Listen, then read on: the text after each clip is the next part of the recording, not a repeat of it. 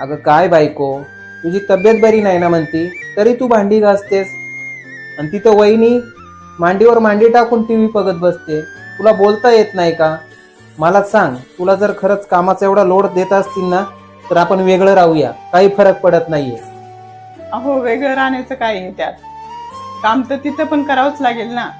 काम इथं केलं आणि तिथं केलं, इथं तरी वाटून काम करतो आम्ही. त्यांनी जेवण बनवलं तर मी भांडे घासते, त्यांनी कपडे धुतले तर मी सुकत घालते, आणि वायलीच राहिलं तर सर्व काम मलाच करावं लागतं. आजारी जर असल्या त्या तर मी करते, मी आजारी असले तर त्या करत्या. सासूबाईंचं काय हो, सासूबाईंचं वय झालंय, आता त्यांचे गुडघे वगैरे दुखताय, त्यांच्याकडून कसली अपेक्षा करायची? आणि त्या पण थोडंफार त्यांच्याकडून होतं तेवढं करतात, भाजी साफ करणं ते करतातच ना. आता हे मोठे कामे आम्ही दोघी वाटून घेतो. आणि तुम्हाला वाटत असेल का मी आजारी असून सुद्धा काम करते, तसं काही नाही.